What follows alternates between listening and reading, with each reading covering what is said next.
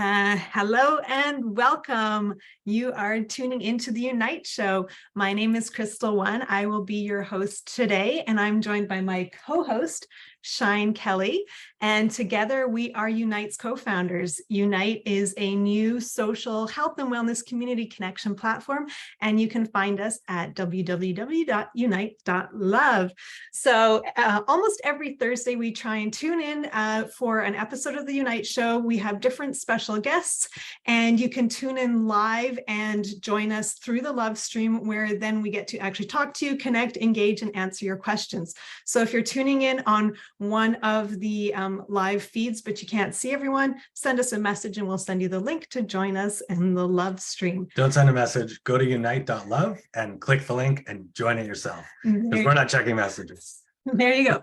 Thank you, Shine. So with that, I will let Shine take it away and introduce this week's special guests and the subject we're going to be talking about. Yay. Oh, DeeAnne, I'm so excited. So excited to see you. So excited to meet your amazing friends. So this week, our special guests are DeeAnne Riendeau, Johnston, Chantel White, Andreea Tamas, and we're going to be diving into the world of Akashic records, exploring your soul's library. I can see why Oprah does it. She gets so excited. She wants to do the funny voice. So why don't we go around and all of the presenters just take a minute and share a little bit about your why and what's exciting to you about Akashic records. Yay. Start whoever feels inspired, popcorn style. I'll get us warmed up. Hi, everybody. I'm so happy to be here. And you're right, I do have amazing friends, and I'm so happy that I have some of them here with me today. I am Dee Rose Hope Riendeau, and I don't know how you expect me to get my story in 1 minute or my why in 1 minute, but my why is because I struggled to find joy and happiness and meaning. I was doing all the right things according to everybody else, starting a family and getting a good career and all of the things. And I felt more miserable than ever. And I thought, okay, what am I doing wrong? I started beating up on myself, and then I felt guilty and shameful because I had all these wonderful things happening in my life, but I still was not finding the joy. And so I went down on this deeper discovery and this deeper pathway. And that was, of course, there was catalyst to that, a couple near-death experiences, no big deal. And that really led me into this deeper pathway of spirituality. So my why is to help people to understand how they innately have meaning in their lives. And so the Akashic records really helped me to find that space, to help me to understand who I was and how incredibly gifted we all are. So the Akashic records has been a magical space of exploration, and I'm so excited to share with you all tonight. Wow, that was very well done, DeeAnne. Congratulations. Yes. If it takes longer than a minute, that's fine. But that was very concise. I love that. Yeah, wonderful. That makes me excited to learn more about what you offer if I was a new person. Okay, good. That's great feedback. Yeah. So someone else, whoever's ready, jump in.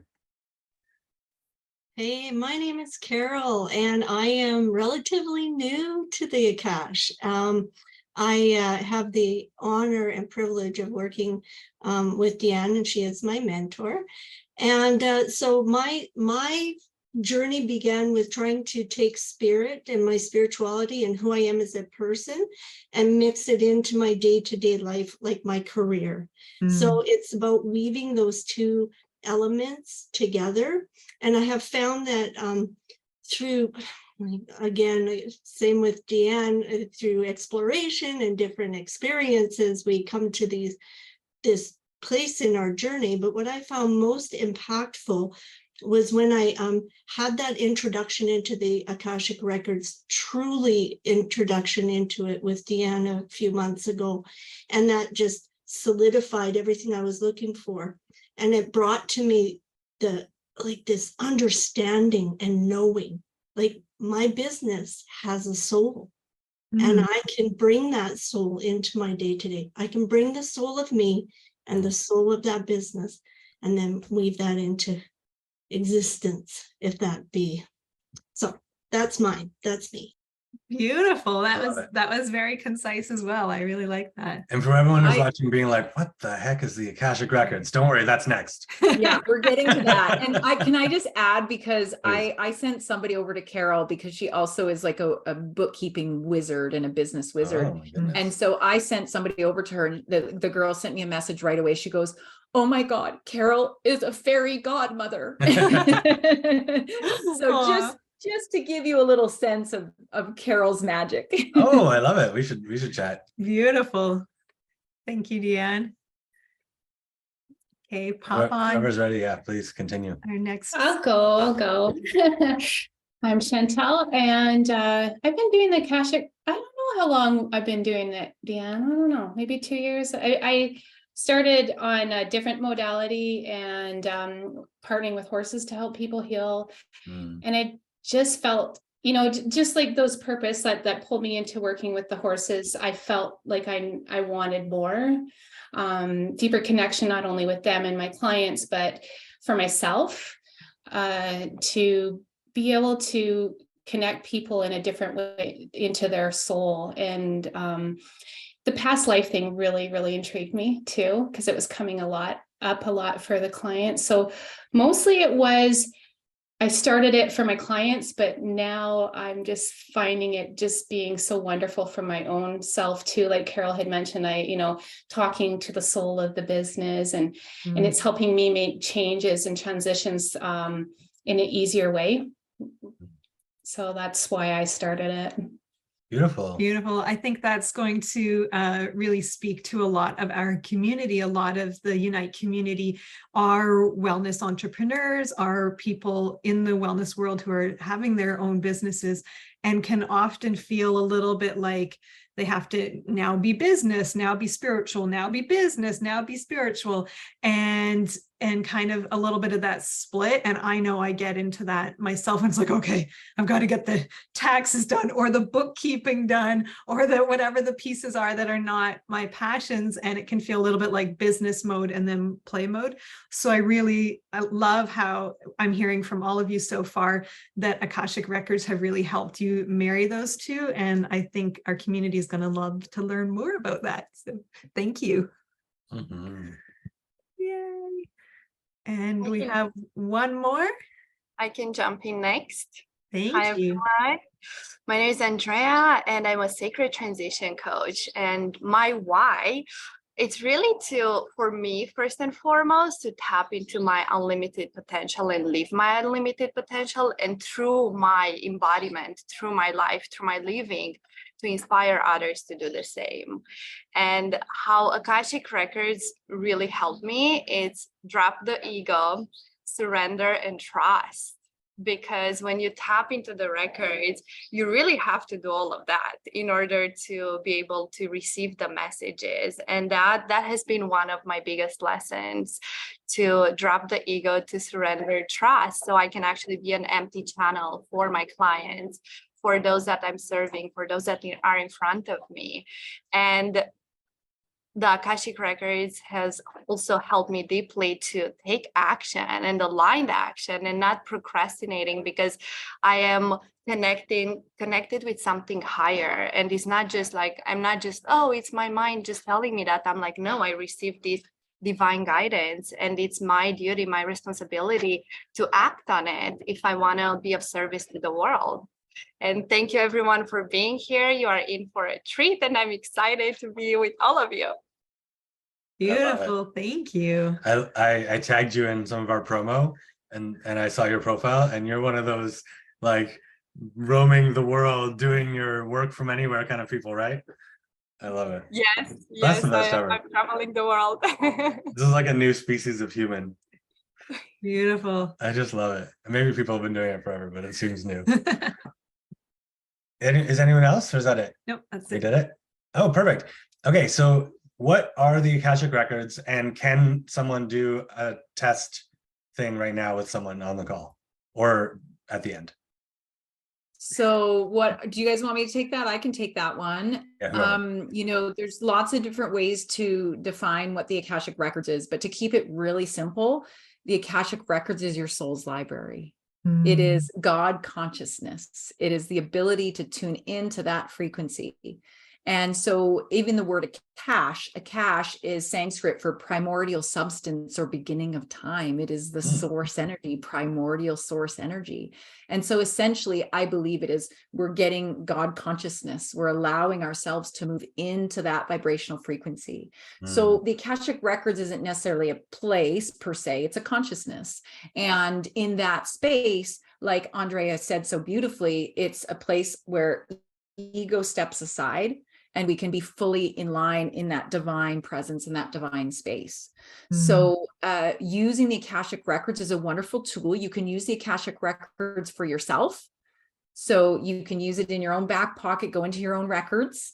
It's like having a life coach, handy. It's like, oh, I'm stuck on something. Oh, I'll just go into the Akashic Records, and then, you can also read the records of a home. So a location. You can read the records of animals. You could read the records of the business. You can read the records of others. And of course, you can use the records for creative energy. So if you're building out programs or you're creating something new, you can go into the space of the records so that you have that divine channel and you're going to get the most aligned information for you to fulfill God's purpose, your purpose, so to speak. So that in a nutshell is the Akashic Records. Do you ladies want to add anything to that I missed, or anything that, feels like needs to be added in there? You can feel free. Or did I get it? Did I do it? Did I do a good job? I really like that, because I've heard bits and pieces over time, and I kind of have a knowing, and every time I'm like, oh, I get like that next little piece. So I feel like that really gave me like another level of understanding. So thank you, DeeAnne. It's like that painting in your background. Yes. So how is the Akashic Records different? Oh, you're not, you broke it. We don't have audio. One sec. Oh, Andreea, there we go. Yeah. Okay. I would like to add something, because I know some people are afraid to have a reading, are afraid to tap into the records. And what I want to invite everyone that is maybe considering or is curious to really know that when you come into that space, that all you're going to experience is pure love. And whatever it is that you are ready for, it is going to come through, nothing else, and it's going to be for your highest good. So I just wanted to put that out there, so you are not going into this space feeling afraid or worried. What if you're going to hear something that you don't want to hear, or that you're not ready for? You're not going to receive that type of information. So you are in a safe and loving space. That's a really great clarification, because I think I know for myself, there's lots of times when I would be hesitant to go to, say, a psychic or someone reading things with a specific question if I'm not quite sure if I want to hear the answer. Like, maybe I don't want to hear, like, you shouldn't do that. And yeah, that feeling of like, oh, if I hear this, then I can't unknow it and I've got to make some decision about it. So I think that's a really nice clarification. Not that there's anything wrong with going to psychics, and they're wonderful as well, but that's just great information to have, that it's really giving you what you're ready for, not kind of like, should I leave my husband, yes or no kind of thing. And then you're all like, ah. So yeah, thank you. Yeah, I'm so glad that you added that, Andreea, because, people do get nervous. So like, oh, I'm nervous, and it is a really safe and sacred space. We're not pulling skeletons out of the closet to beat these people up here. It is a place of unconditional love, as she said. So yeah, absolutely beautiful. Good ad. Thank you for that. Thank you. Nice. So what's the difference between Akashic Records, psychic, channeling, etc.? Anybody want to take that? Should I take that? Okay. We actually, what happens in the Akashic Records, so let's just break this down between intuition and the Akash, because we use our intuition when we're in the Akashic Records.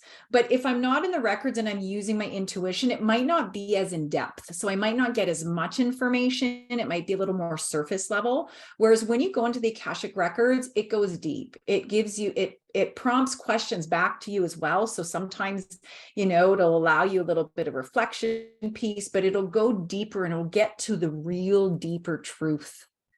And so we take our intuition and we take our channeling and we take our psychic abilities and we put those in the space of the Akashic records, and everything is amplified. Everything is deepened in that space. So you could be a psychic outside of the records and still have really profound information, but doing that inside of the records amplifies. So we increase that vibration.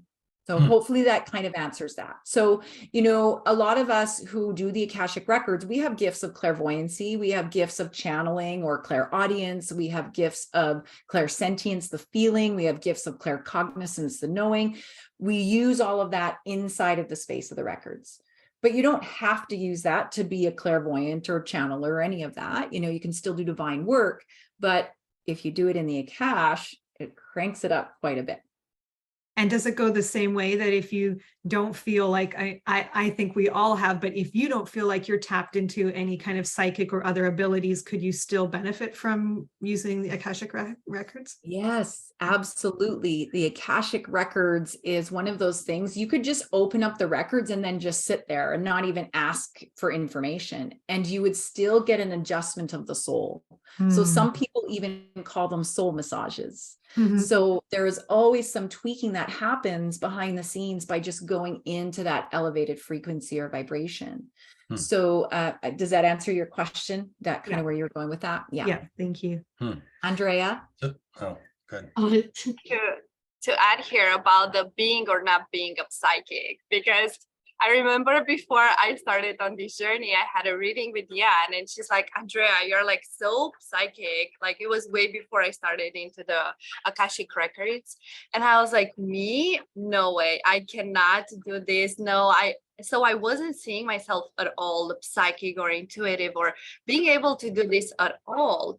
So I want to tell people that we are all psychic, we are all intuitive, and it's a skill that we get to develop or not. And yes, some people are more natural at it than others. It's going to come easier because that's how it is with anything, like any skill. Some are coming easier than others.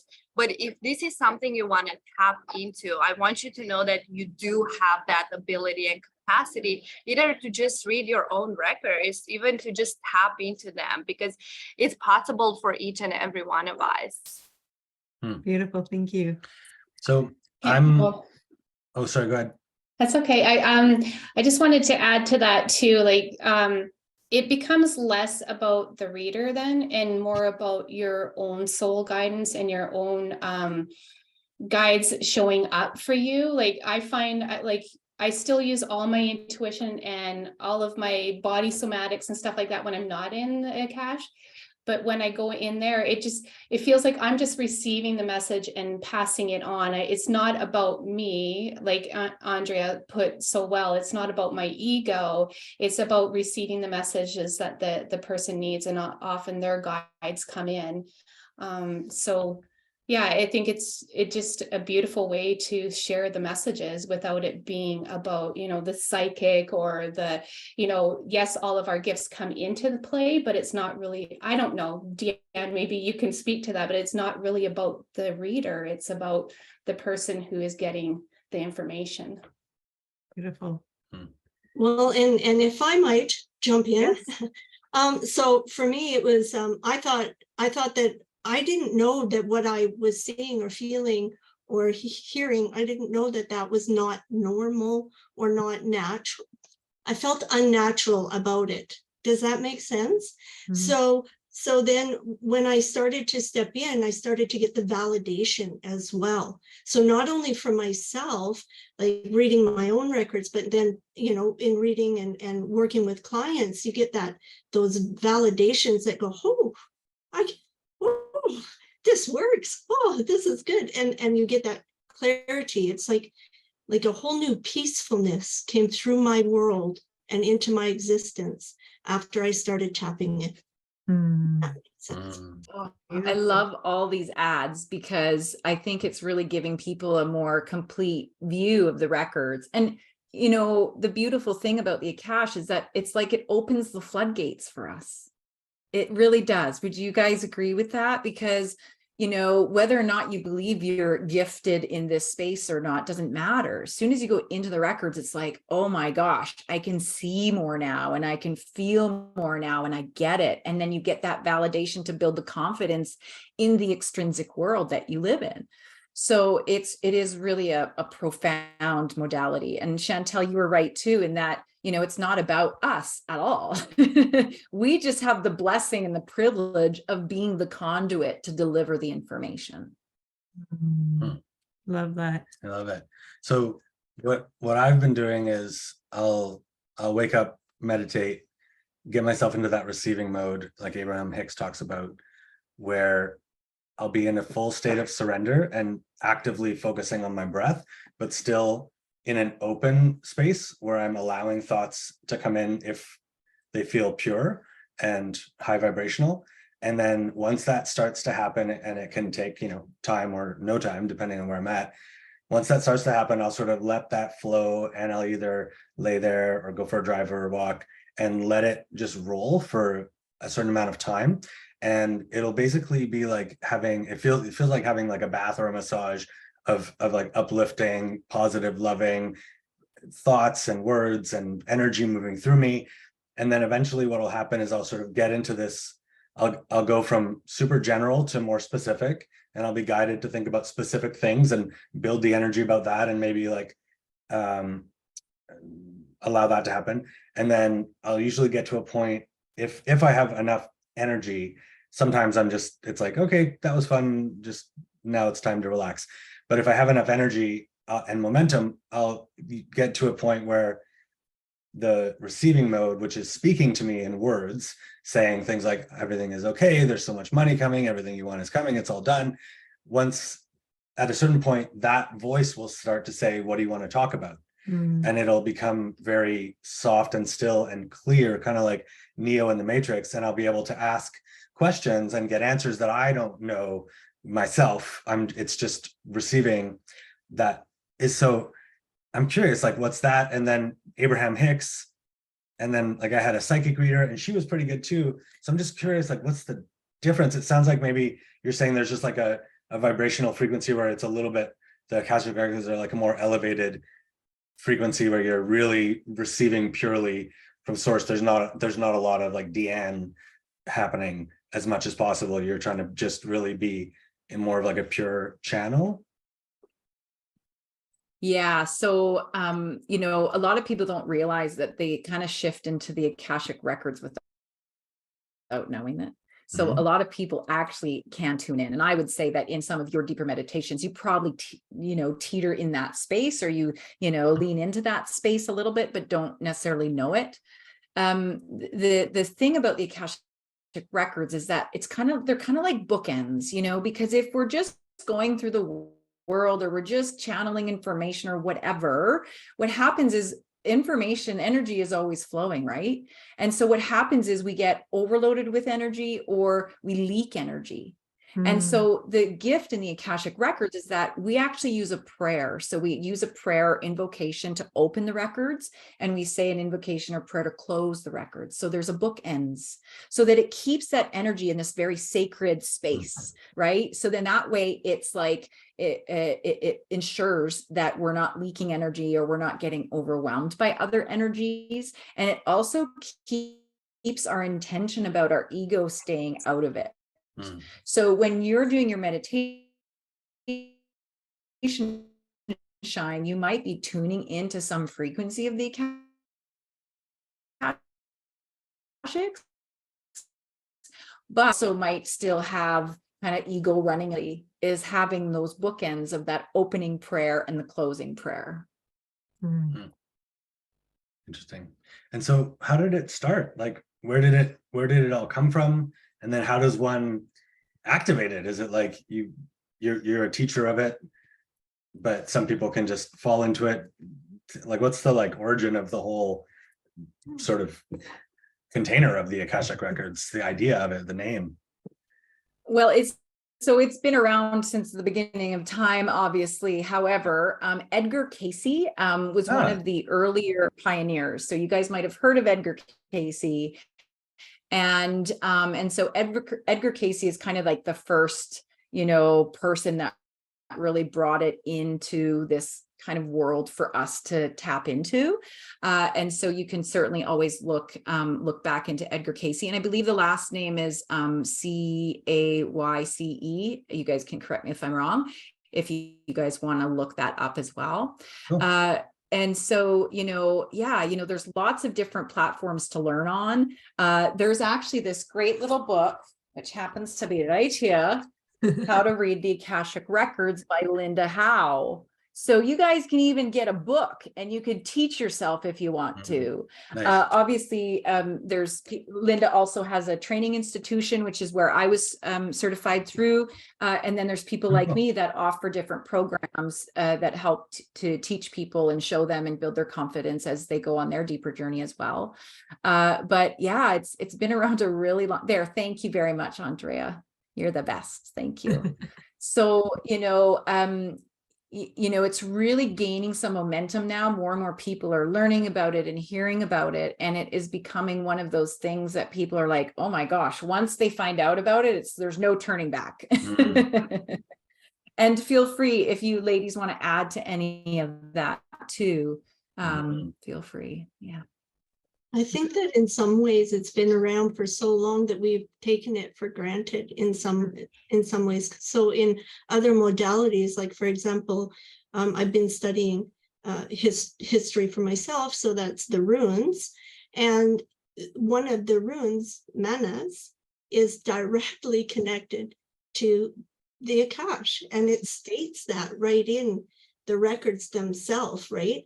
So I think that for centuries and centuries, we've had the Akash. We've just not had it maybe in the way Edgar put it. Lovely. There's even some biblical references to it, and don't ask me to tell you where, but there are some biblical references as well to, God consciousness or connecting to that source energy. So, again, it's existed from the beginning of time. It's just over time, what has happened is we've been there you go, the book of life. We've been conditioned of that God energy, but in fact, that God exists within each and every one of us. That is what creates our oneness, right? And so that divine source energy exists in all of us. And over centuries and over time, we were told, no, you can't do that. It's not right to do that. You can't tune into that God consciousness. You're not God. And this isn't an ego thing. It has nothing to do with ego at all. It's understanding our true primordial nature, that we have source within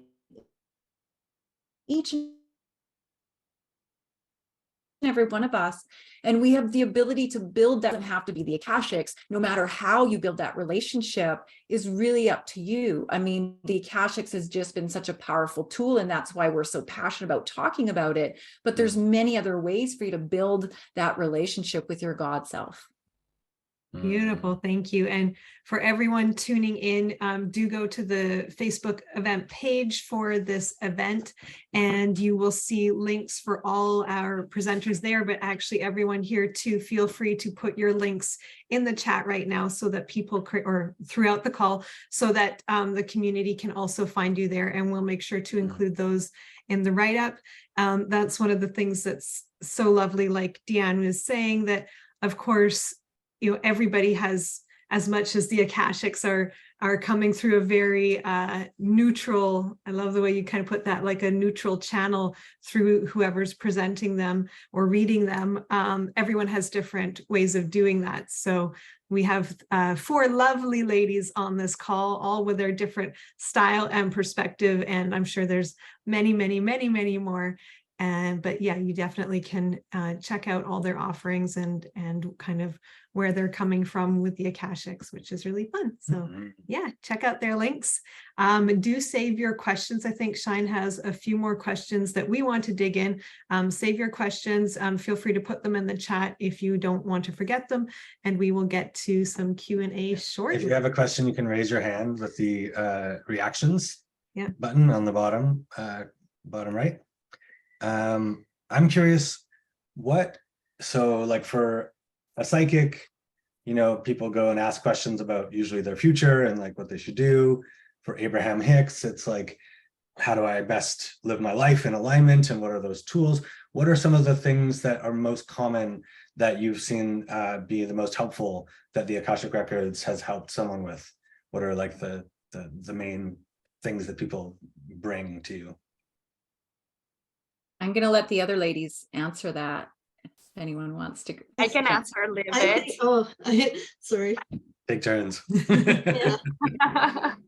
I would say some of the things are our patterns, understanding, like we can also connect with our past lives, and understanding that some of the patterns, some of the limiting beliefs, some of the things we are experiencing right now are from our past lives.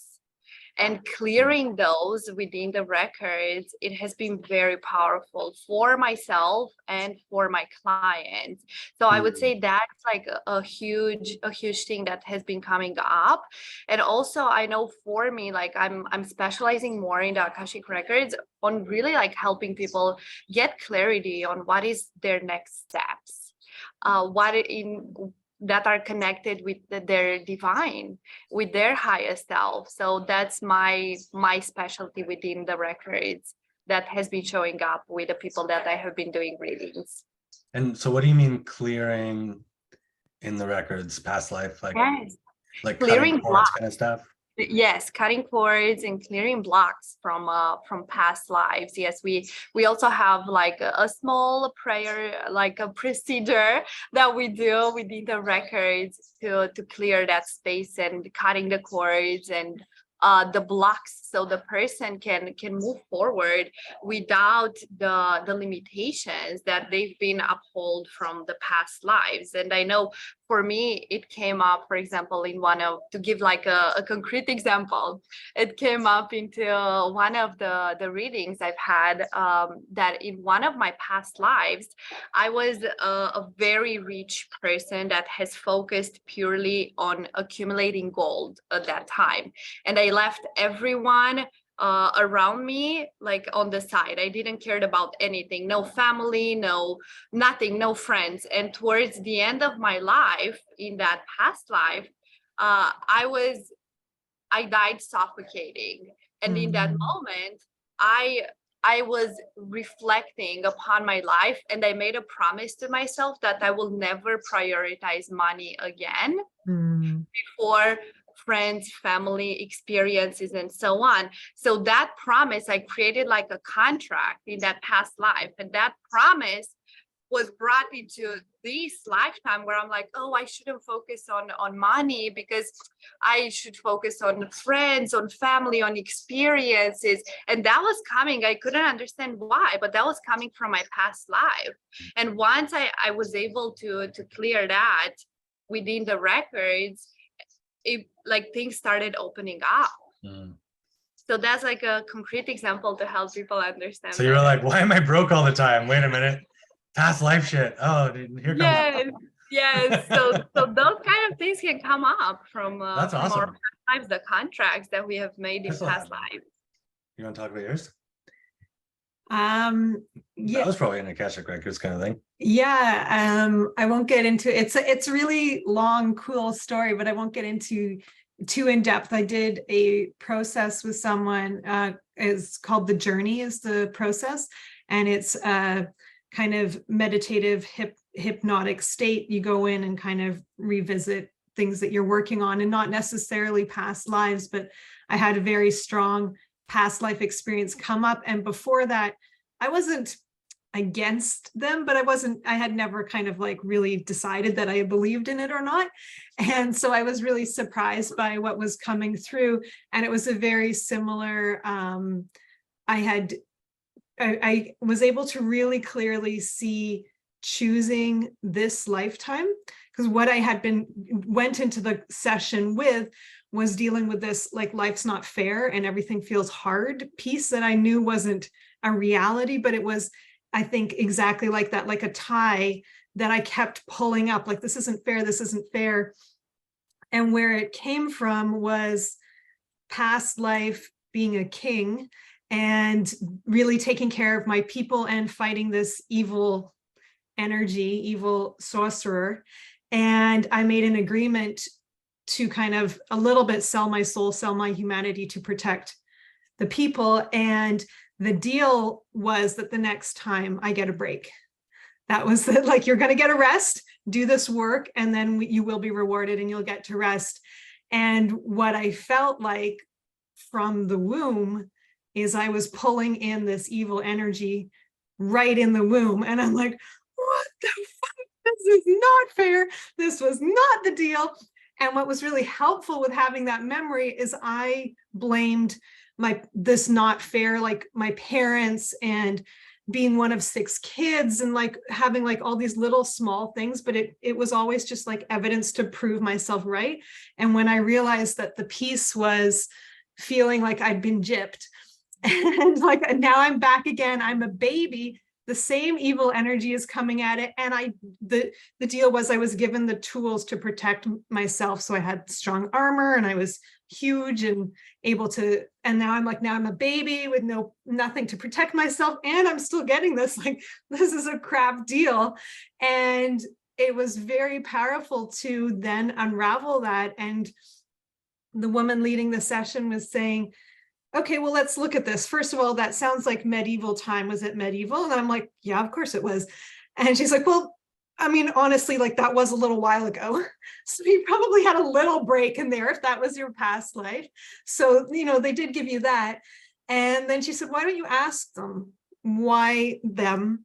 Ask, and now maybe it was the Akashic records, ask what was going on, what happened, where was the miscommunication, where was the breakdown in communication here. So I had a very clear image of asking this light being in the clouds, in the kind of reckoning room, what happened. And they said, well, first, sorry, it's been so rough, which was really nice. And then they said, we don't wipe you clean between times because you want to keep growing. So we don't wipe the slate clean, but we hadn't anticipated how much fight you were going to bring in right away. So maybe we could have been a little more supportive, but we didn't anticipate that you were going to come in like guns blazing in utero. So we kind of thought you could like unravel that over time.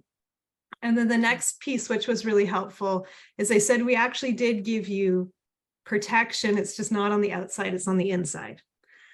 Because then I was able to see all the hard things that happened in my life. I was still protected. I'm still me. My heart was protected, and I didn't actually turn evil and kill people and have a hard time because I had the protection on the inside. So that was the kind of like round piece that I got from that session. And what we did was actually imprint a symbol of what that looked like for me to reprogram and carry forward through the memories that I felt were unfair at the beginning of the session. So I meant to make that story short, and it never seems to get shorter. But for me, it was a really powerful experience of taking something that felt like I've been dragging it around. Life's not fair and it's hard. Getting my version of an understanding of it, whether anyone on the call believes in this kind of thing or not. For me, it gave me an understanding of it. And then it gave me a reframe, which was, it didn't look the way I thought it did, but actually this is what I signed up for. This is what I wanted. I wanted to be able to integrate this strength in a loving way instead of having to sell my soul to have the strength this lifetime. So I really see how kind of the power of, like you were talking about, with cutting cords or and then reframing and kind of restructuring things, how that can make such a big difference. So there's my long story of that. But does that sound like an Akashic Records kind of thing? Oh, it absolutely does. Yeah, that's pretty much it. Yeah, loved it. And you know what I call this? The power of no wonder. That's one of the things the records does, is gives you the power of no wonder, to say, oh, no wonder I showed up that way. No wonder I did that thing. No Yeah. wonder I feel this way. And that just gives us so much grace. It is a powerful thing. I know Carol wanted to also add into that too. So yeah, and then we'll get to your question, Orshi. We see your hand up there. I don't know how I can add into that now. I was just thinking about the things that I've been told or what's been coming up for me as I'm growing and learning and evolving in this practice. And I know there's a lot about the past lives, and I've had my share, but I won't go into them. But what I'm finding is when I'm working with people more, it's about, okay, let's take this piece and connect this dot over here and put it together, and then we get to flow. And it's about that confidence, that flow, that growth, that evolution, that right when we're not resisting anymore.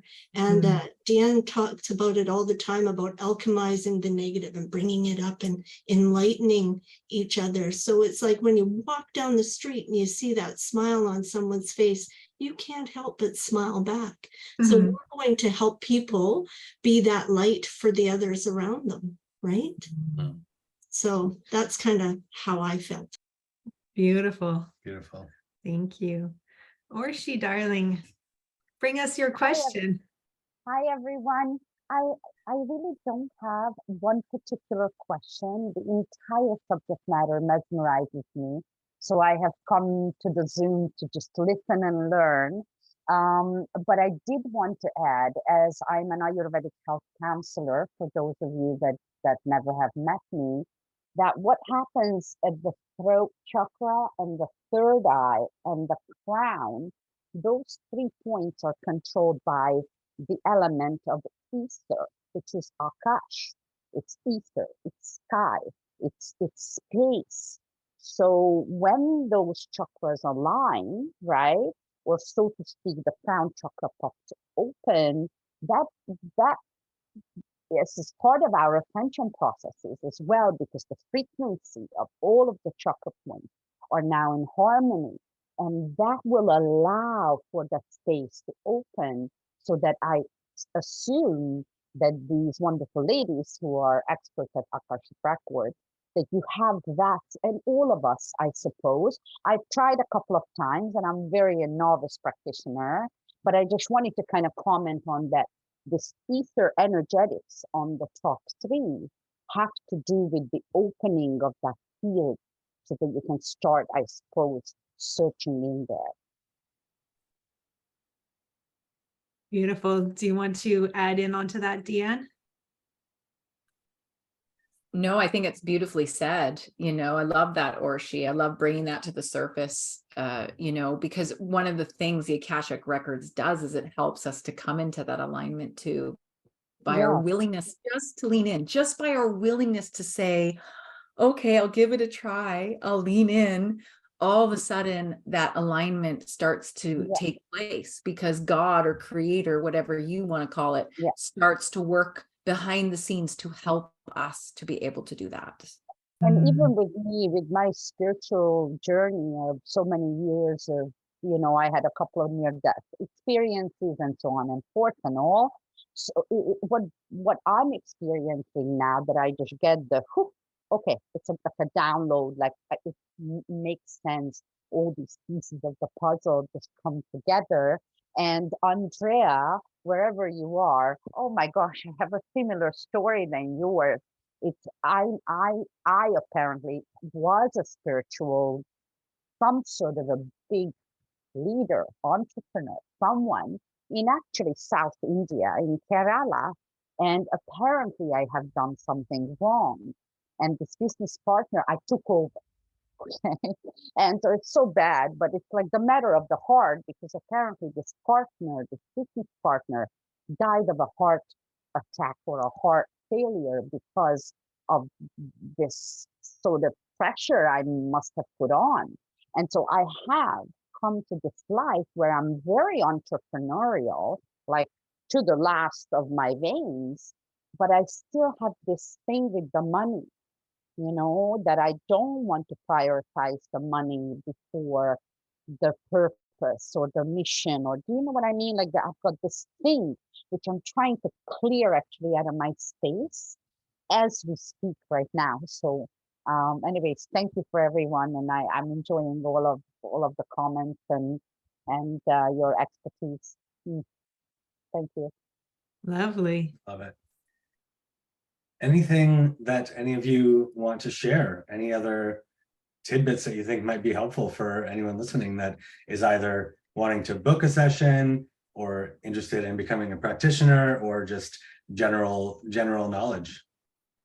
I was going to add something just before you ask that. So I'll just add this little piece, because we've talked a lot about past lives, and Carol has brought up that, it's not always about past lives too. So there is so much healing that happens in the readings. And so like, even I just had a client just recently, and there's been a lot of just current life stuff that comes up for people as well. So I just wanted to bring that up, that the healing can happen for this lifetime too, because we have stuff that's going on for us then, and so she had been in a lot of abusive situations, and we were able to tie it back to her belief from the womb, right? What she came in from the womb, and then how she carried that forward, and again, cut the ties and energy from that. So it doesn't have to just be the past life, but I would say it's just very much a healing experience for anybody. And so you don't have to have certain beliefs either, like some people don't believe in past lives. And so then that stuff doesn't come up in their session. Nice. Yeah, that was going to be something I was going to add in there too. I know some people experience kind of reoccurring, like you said, kind of current life challenges, abusive relationships, money stuff. We already touched on that kind of stuff that you're like, oh, I keep, I keep getting evicted. I keep having disasters, speeding tickets. Like, what's this piece? And I have enjoyed good coaches and good talk therapy. And I've talked to lots of people who find that modality quite hard, because they don't really know how to dig in and kind of ask themselves the right questions. Maybe they haven't had a therapist or coach that can kind of get in there and really unravel that. So would you say that the Akashic records might be really helpful for that? Because it might kind of bypass a little bit of that, like, oh, I don't know what to say, or I'm not really getting anything, or you're all nodding at me. So is that a yes? Does anyone want to elaborate, or shall we carry on? Well, Andrea's going to go on that one. Yes. And I also want to tell to the skepticals that if you're going into having a reading and you're skeptical, that means you might also block the records. Through that. So it's really, if you decide to experience this, if you decide to do it, make sure you go in like with no expectations, with a full open heart and mind, so you can actually receive the guided information that you are meant to receive in that moment. Because if not, it happened to me when someone came into my session and they were blocking to receive any information. And then as the person that is reading the records, we can go into our own thing and be like, oh my God, am I like not doing something wrong? Am I not a good reader? And thanks God that we have our own mentors like DeeAnne, that it's helping us and guiding us through the process, where it's like, no, it actually happens that the client blocks. So we can actually ask them, if we feel that they are blocking the records, we can ask them within the session, are you open to unblock yourself, to open yourself up to this? So that's something to keep in mind for the skepticals. And that sounds like that might be really helpful if they are blocking that session. I mean, the same way, oh, talk therapy doesn't work, or, oh, whatever, the same thing they're probably blocking everywhere. So getting support to unblock that might really help them then start also which I think you've touched on and is really helpful, because sometimes it can feel like, oh, so every time I have a problem, I need to go for a session. Like, am I just going to be stuck with this forever? But it sounds like what you're saying here is that the more kind of we can let go of those blocks, sort that out, the more we'll be able to tap into our own intuition. And then when we want more depth and more clarity on something, of course, doing a more in-depth kind of process or getting support. But it sounds like kind of all work will be helpful to start that process. Yay. Oh, I like everyone nodding along. And for everyone who's going to be listening in on this without video later, everyone's nodding and agreeing with me. So. I know Chantel wanted to say some things, but I just want to add a little bit more here. The first thing I invite people to do is to come in with childlike curiosity. You know, come in with that awe and wonder, you know, what is possible in this experience, and let me see what's possible. So that's one aspect of it. The other thing that I wanted to bring to the surface is around, ties in with Andrea's skeptics. And, you know, some people say, well, this isn't God's work. You know, it's not, you know, you're not meant to predict things, or you can't prophesize. And, you know, I remind people, when we go into the space of the records, you can take it or leave it. You get to choose. You have the power of free will. What they're doing is they're giving you a silver platter, and they're giving you tools, tangible tools that you can use in your life so that you can make better decisions moving forward. You know, it goes back to that. Let's not just give them the fish. Let's teach them how to raise the fish and how to fish, right? Like, that's the beauty of the Akashic records. When you start to use them, it's not like, oh, I got to keep calling my person. You know, it's like the whole point of it is that you get the tools and the empowerment and the recognition within yourself that you have that access, so that you don't need to be relying on somebody all the time, although it's always nice to have a mentor, someone to put ideas off of. It's that knowing that you have it in yourself. So I just wanted to, you know, add that in. And then back to the skeptics.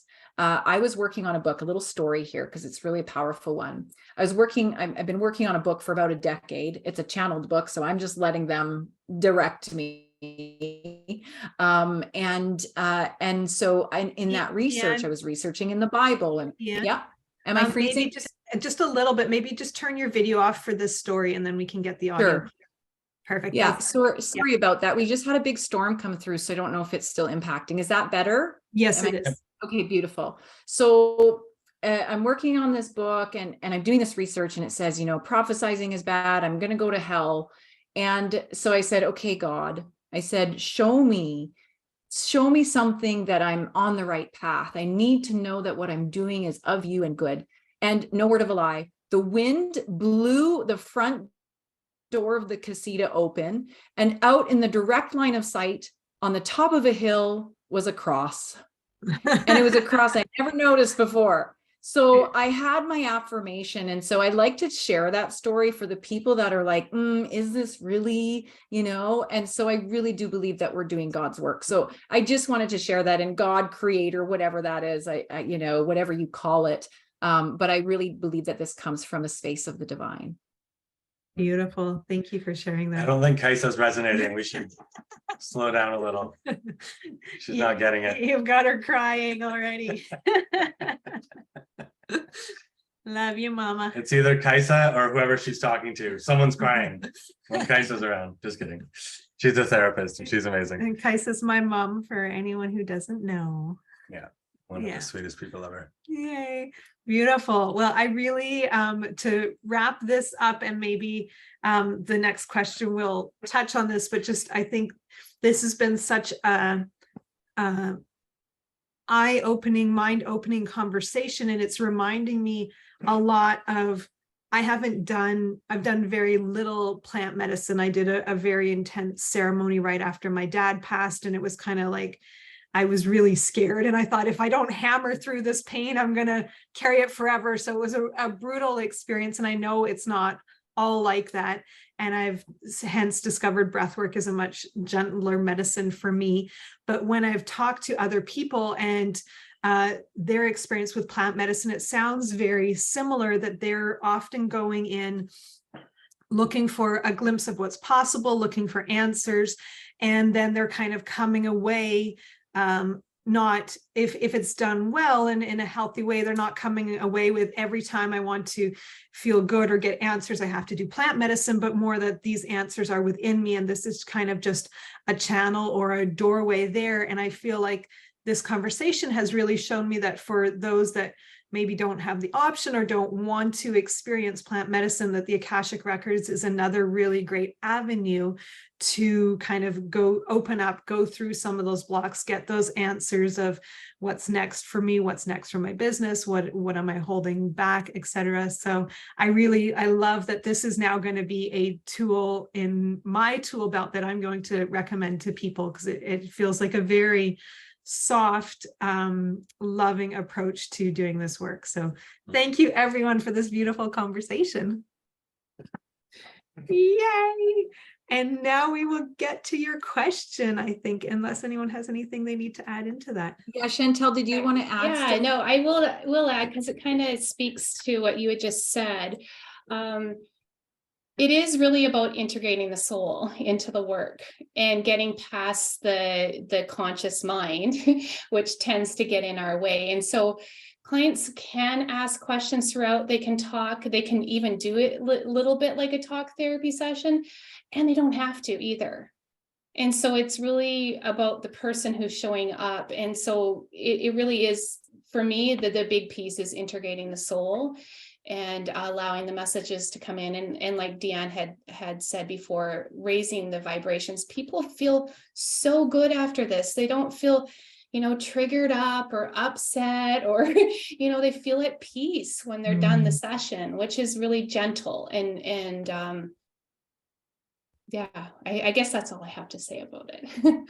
Lovely. That's what I find with, like, when you're tuning into source energy versus when you're trying to direct a healing.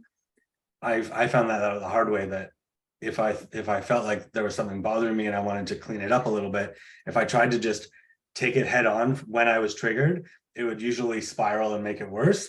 Whereas now I'm learning that if I can get into that place of really lining up and actually getting into the receiving mode and just being purely open and not even asking or looking for it, I'll be guided when it's the right time, and when I have the right energy for it, I'll be guided to specific thoughts that clean up patterns that are triggering me.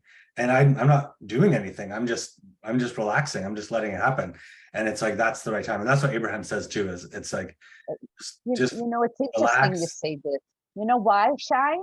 I think is because actually the top three chakras and they're the feminine chakras, so they're actually in the receivership. That's what happens in that space. So when you go to zero field, then we're in receivership, right? Instead of targeting something that we want, we allow it to come. So it because I am a frequency healer and I deal with the actual mechanics of this rather, like you guys are dealing with now a heightened level of prana going through an individual's biofield. That's when I think they're able to go into your spaces to actually get their Akashic records. That's when, so to speak, they're ready. Do you know what I mean? Their journey ready for that next step. And that happens when this harmonization happens within the field, first in the first 7 chakras, and that all connects to electrical current, and it's electrical charge, energy, and then so therefore it's vibration and frequency.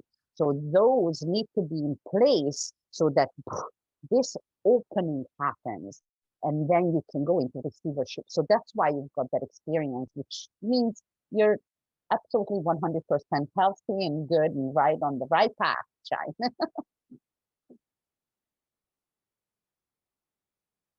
Oh. You're muted. You're muted. I think we have a question too. I can tell we're sort of getting into those higher frequencies, and I love DeeAnne's suggestion of opening the records and answering some questions. And let's do Alicia. Let's do your question, and then we can open the records. Well, I actually don't have a question. Oh, I got a statement in the sense, because DeeAnne is my Akashic mentor, as I was saying. So this word of irony is my irony, where you take out the I because it's not about I, it's about we and something so much greater. And it's the crazy coincidences that happen in life that you can't explain. So this behind me is Winky, that I represent God as love with an awesome sense of humor. And so I want to share some ironies, because today, I would never normally do this, but today is the anniversary that I spent literally 24 hours with God back on May 10th, 2015. Now, what's crazy about this, it's connected to my deceased father. I was born, engaged, and married in the same hospital because my father was terminally ill. This happened back in 2004. And this experience actually started on Mother's Day in 2015. So the fact that Kristall's mom is here, and I literally just saw this. DeeAnne was on an event with me yesterday. She knows this whole story. But what is so powerful, and we share this in her episode, so I put the link in the chat. It's actually episode, I just looked it up, episode 65. It came out May 7th of 2022. And why I want to share this is because when I had this experience, it was kind of like the Celestine prophecy, conversations with God, if you guys know those books. And I was told a lot of information. So anybody who's watching this that says, oh, this isn't, God, I literally saw in a mirror. And the funny thing is I'm claircognizant. So I have this gift of knowing, and I do the weirdest things. Well, when this started happening, I started taking pictures before things happened. So I have proof of all of it. I have recordings, and I mean, even with DeeAnne, and this is what I want to share.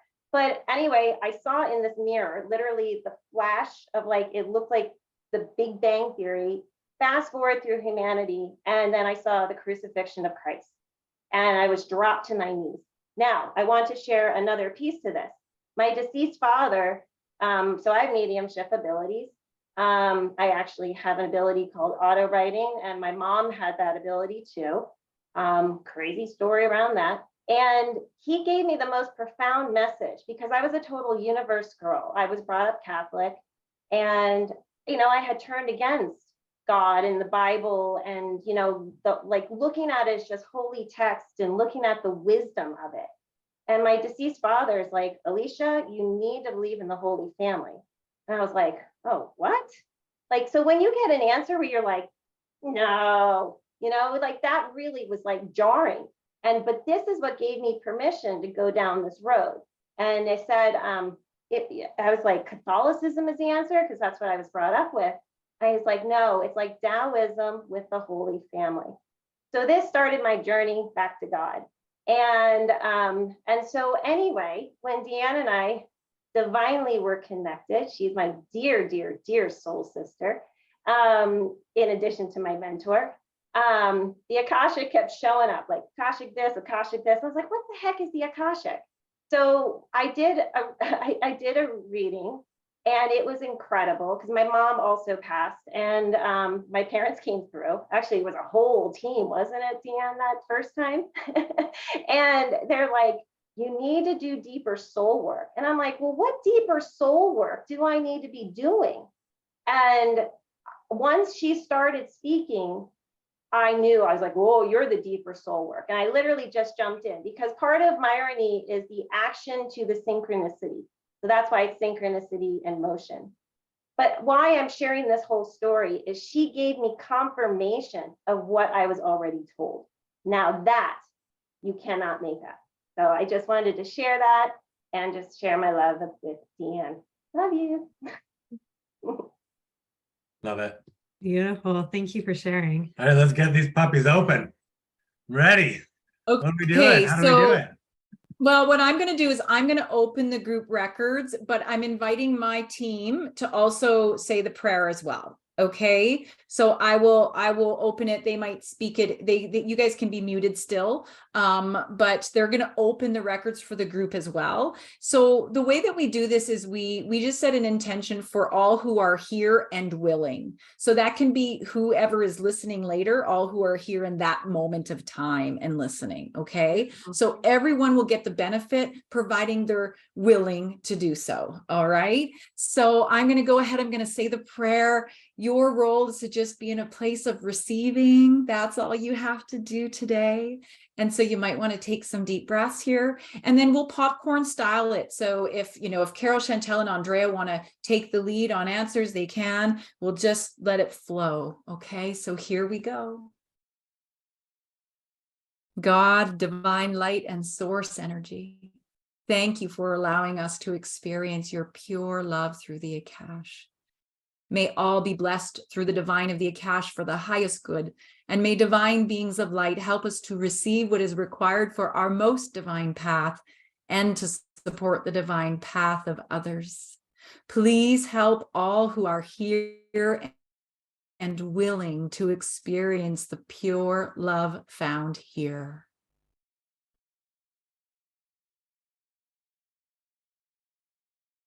The records are now open. So I'm just going to wait for the rest of the ladies to catch up and tune in. And so this is the opportunity for you to lean in and just to be curious.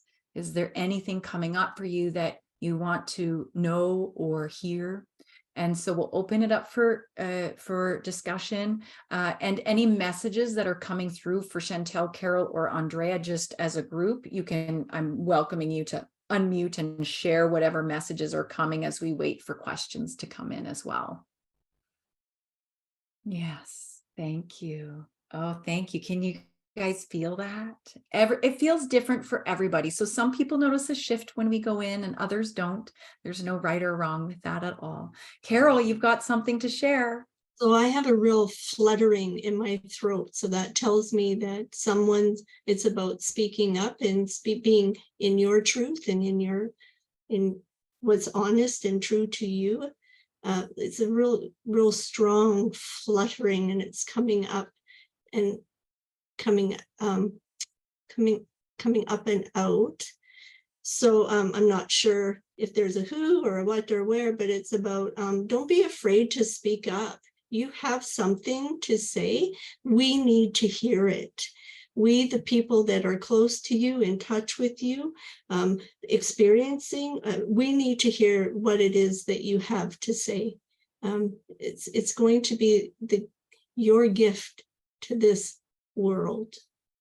So please allow that to just come through and come to the surface. Don't be afraid. We're here in light and love.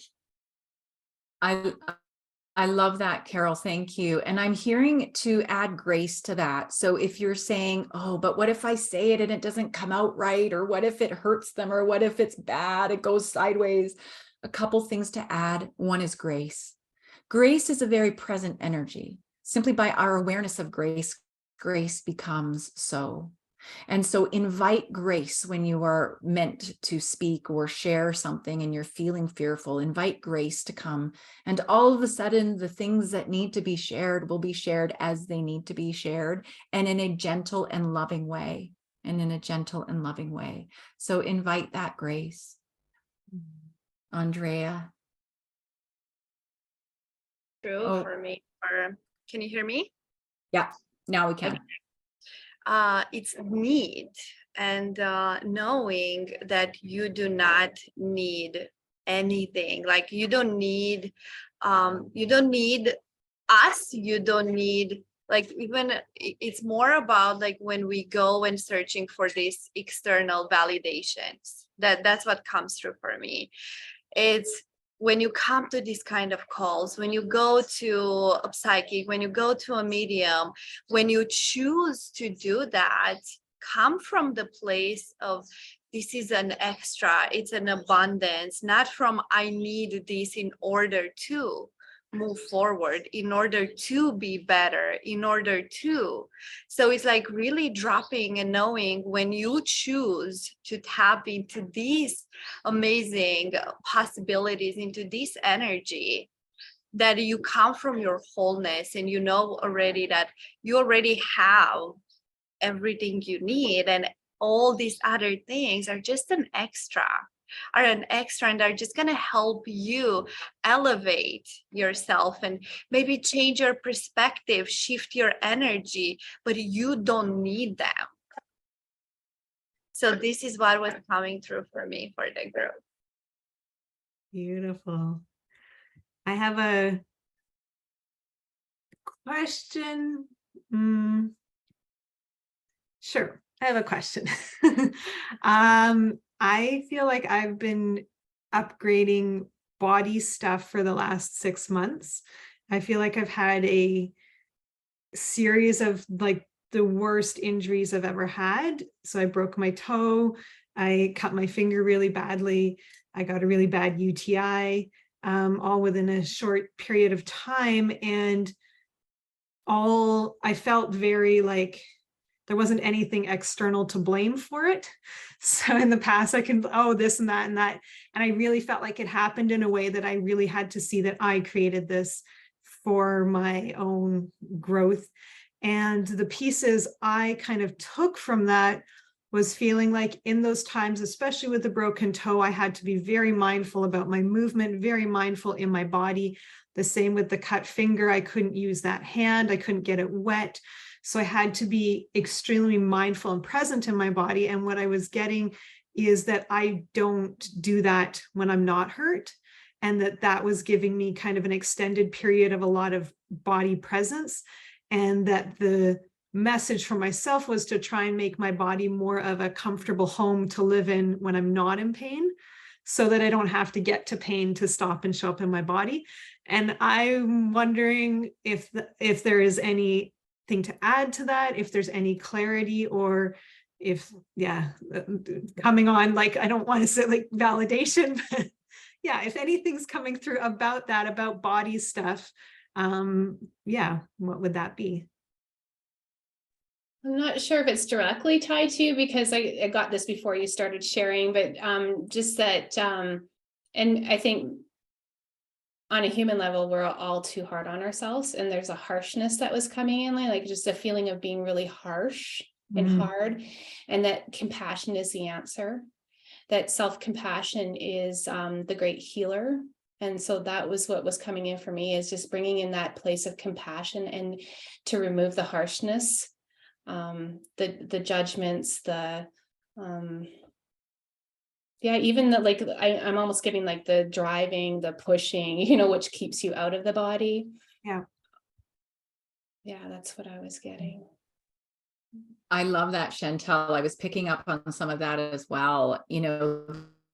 The body is not a burden to be cared for, right? And so many of us, at least I did, I was like, oh God, I got to feed myself and I got to sleep, and many of us don't come from here. We come from galactic star and, angelic spaces and places. And now we're in this physical body where we're limited.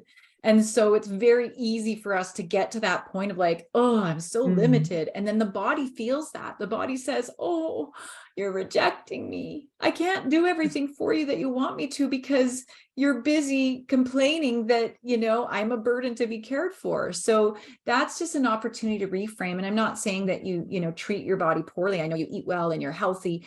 But what this does show us is that it gives us this opportunity to deepen our relationship with our body.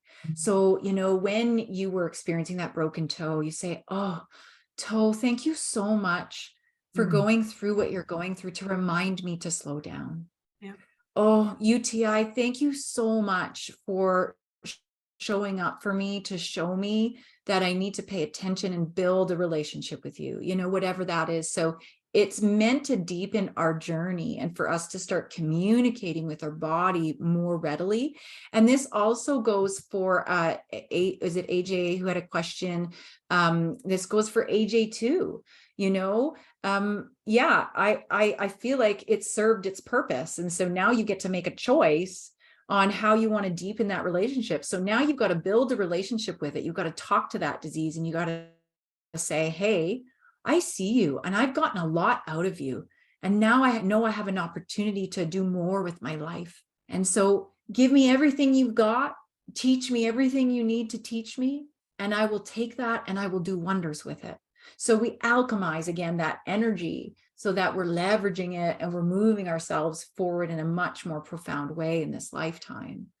And this is coming from myself, who healed fibromyalgia, you know, diagnosed with fibromyalgia in 2010, you know, and a decade later, I'm being told I don't have that anymore. And it's because I allowed myself to deepen this beautiful, loving relationship with self. Ooh, I got the piece. Thank you, DeeAnne. That was the missing piece. I totally got it. So I had such a funny exact experience with this right before. I try and plan so that I'm not rushed for these calls. So I plan backwards. Okay, I want to have my back is sore, so I want to have a bath before the call. So I need that much time for the bath, and then I need that much time for my makeup. And then I was planning. So I'm like, I'm going to stop working the stuff that I'm doing at 3 o'clock. So I have time and I'm ready for the call tonight. And I was buzzing around getting this stuff done. And at 3:02, I'm like, I'm just going to do one more load. And I close this door, not on my toe, but I gave myself a nice little gouge, and it really painful, but not really, you know, it's just one of those like nice taking the skin. And I was just like, okay, I'm stopping. I hear you. I'm okay. I'm not gonna, you know, I'm on it. I'm not gonna do the next load. And I realized when you were talking, I'm coming at it from, I see that is a sign that I'm out and I need to support and, you know, elevate myself. But I'm at a point, I'm saying I've done a bad job of being good to myself, and I'm out of the vortex, and now I'm hurting myself. And if I keep doing this, I'm going to really hurt myself. So because I did a bad job, I got hurt. And the piece I just got from you, which is so good, was I am running around in my meat suit. And sometimes when I'm focused on a lot of projects, my body doesn't quite have time to catch up with me. And that's all it is. And it's not, I did a bad job and I'm out of the vortex. It's, I just give myself a minute to slow down and catch up. And that I feel like is the piece. So thank you. I've got this. Yes. I love that came through for you, because God does not punish. Yeah. Nothing is punishment here, you guys. Everything is here for our divine purpose, to bring us closer to our true divine self. Everything is. It's all redirecting us. And so we might perceive it as a bad thing, but the point is to take it and say, oh yes, I got this experience. I got what I needed. Thank you. And use it and leverage it to move forward, rather than beating ourselves up. So I love that you got that. That's amazing. Okay. And I feel like I want to add, I've got it on pieces. Sorry. I've got it like steps, but this was the final piece of like, as soon as I hurt myself or I'm sore or I'm tired, I'm like, oh, and now I'm going to be like, oh, my human body needs a minute to catch up with my amazing fast spirit. Let's just pile it back and get back in my body. I so love that. I so love that. Yay. I wanted to mention to AJ too, and follow up back to AJ. There's some ancestral clearing that needs to be done. So when we give you the links, and whoever you choose, that will be maybe a top thing for you to clear some of the ancestral energy. So just picking up on that as well for you. And I want to add to this. So when you do stub a toe, or when you do hurt yourself, I heard this lovely woman, and I can't recall her name, unfortunately, but she said, oftentimes when we hurt ourselves, we tend to like cover it up, right? Or we hold it. And she said, no, you're holding that energy, that pain energy in there. Instead, what you do is you give that pain energy back to wherever you injured yourself. So if you stub your toe, I stubbed my toe on the corner the other day. I went and put my toe back on the corner. I said, I give you back. And all of a sudden I was like, oh, it doesn't hurt anymore. So it's an energy exchange. So I just thought that was kind of a neat little thing. And I just felt compelled to add that in there too. So anyone who is prone to accidents, give the energy back, give the pain energy back. So rather than covering it up, you send that energy back. So just another piece there to add to that as well. We can give the knife back, the energy from the cut, can give that corner back, my broken toe energy. Exactly. Yes. Yes. So then you're clearing it right away. You're not storing it in your physical body, in your system. Yeah. Exactly. Yeah. Beautiful. Beautiful. So any other questions? Chantel, Carol, Andrea, anything else that's coming up for you guys?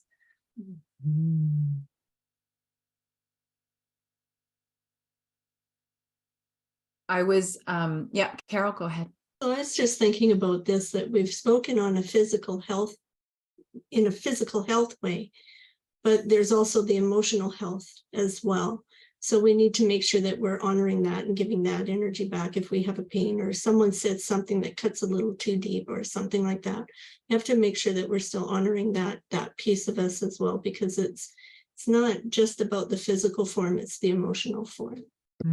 Yes. Ooh, that's so perfect, because what I was hearing too is in that energy sense too. I mean, we're all telepathically psychic. We all emit energy, right? Our thoughts emit energy, and we can create a positive mental environment, or we can create a negative one, but that gets emitted and then it boomerangs back to us. Not only that, but when we emit low vibration energy, it goes into other people's fields. And so it's happening to us too. So if you are getting a thought about somebody and it's worrisome, or it feels hard, or you feel anxiety when you think about that person, there's a quick little technique that I want to share with you that's really simple and really easy. It is this: you say, return to sender with consciousness attached. Return to sender with consciousness attached. So our intention is that we send that back to them, and we're kind of deflecting it in a way so that it's not coming into our energy field and hanging out and being heavy and causing us to spin in these hamster wheels of thought. Instead, we're sending it back to them, hoping that with that consciousness, they're going to say, oh, what was I thinking? That wasn't very nice of me, or whatever that was, right? So that's just a quick little technique when you're feeling that energy or that judgment, or someone's thinking bad about me, or whatever it is. Return to sender with consciousness attached. So that keeps our emotional energy field a bit more clean as well. That's beautiful. Anything else coming through for Chantel and Andrea? But what I just got was the reminder that the only way that spirit can get through to us, or our soul or our guides can get through to us, is through our bodies. And the more that we tap in and tune into the message or what is trying to be shared, the quicker that can move on. You know, I've had my experiences, DeeAnne knows, because she's, been my mentor and, healer along the way as well. As, I would get constant concussions, or, like I just had MS, and I was able to let that go too. So when you can consciously tune into back into your soul, and back into the message, and back into the awareness piece around it, the quicker it can move and not be hung on to. Love that. Yes. Brilliant. Brilliant. Love it. I have a thing.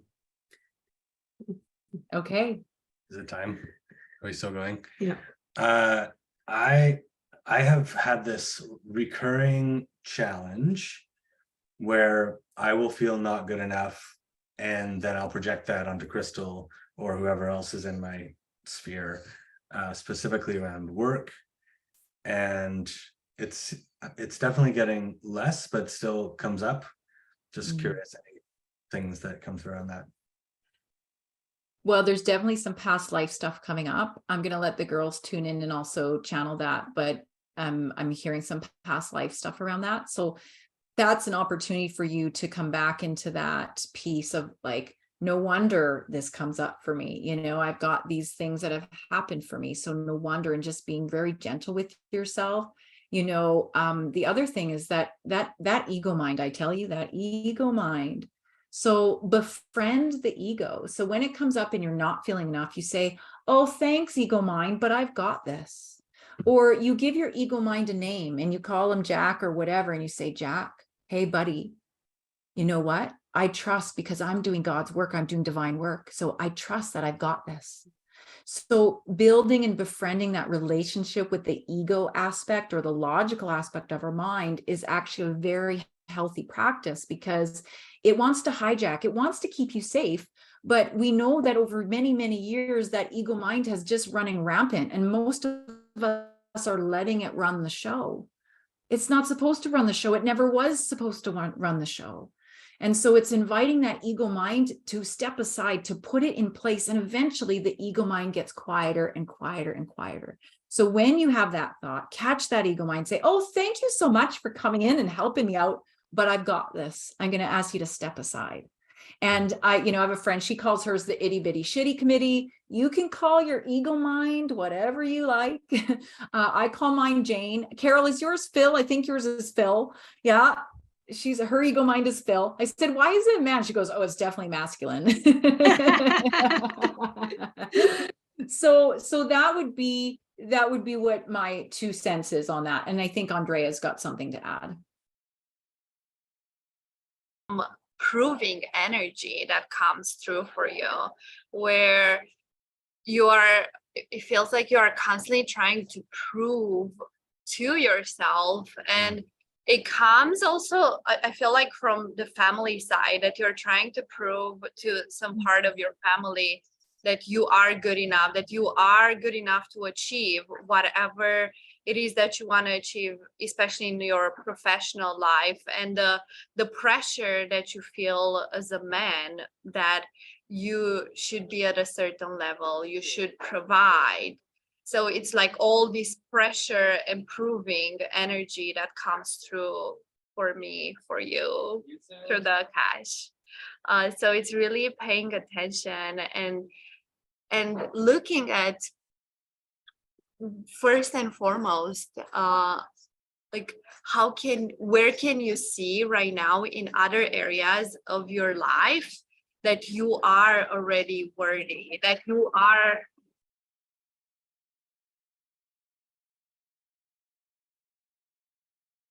there.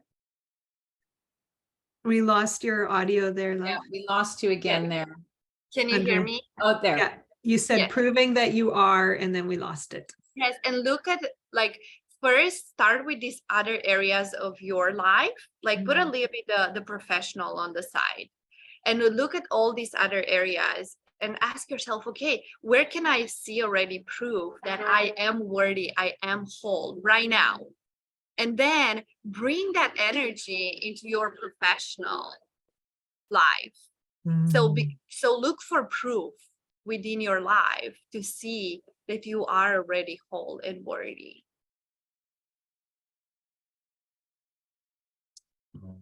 Beautiful. I love When we that. do that, then you're just going to tie your spirit into your business, and you're going to connect with the soul of your business. If that is what it is, be it, right, that external force. Sorry. Yeah. It's beautiful. That's great. And Shine and Kristall, do you guys talk to Unite? Do you wake up in the morning and say, okay, Unite, let's have our business meeting. What do you need to share with us today? Not really. So this is a game changer for businesses. So I want to share this with all of you as a tip or a tool as well. If you have a business, if you're an entrepreneur, talk to your business, treat it as a business partner. It is its own energy. And when you give it that attention, the business says, oh, they do want to listen to me. They do want to talk to me. And so all of a sudden, the business starts sitting in that higher vibrational frequency as well. And so this is a trick that many entrepreneurs don't know about, but once you know it, you'll never go back. I talk to Rose Hope every day, especially when I'm like, oh my God, I've got such a busy day and I'm feeling that. I say, oh, Rose, please come through, let me know what I need to do and what I need to focus on. And before I know it, I have a list of the top priorities and I'm getting it done without even needing to try or think about the energy I have to put in. Ultimately, God is the doer, right? And so even though we might have to take action, if we let God kind of step forward and emerge within us, then all of a sudden the work is getting done and you are enjoying it and loving it. So when I wake up in the morning, I let my God self emerge as well. And then I have that meeting with my business. And before I know it, I've had the most beautiful day ever, every day. It's a beautiful process as well to add. So I know that we're getting to time, but I wanted to address Eve Abrams got a comment in here, guys. So I want to let the team address this comment.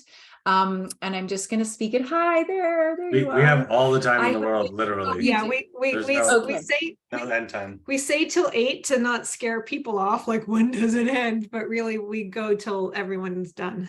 Okay. And I don't know if anyone else needs to leave, but if you do need to bow out like Chantel, Andreea, Carol, you can always put your links in the chat. We're going to let everybody know about that shortly.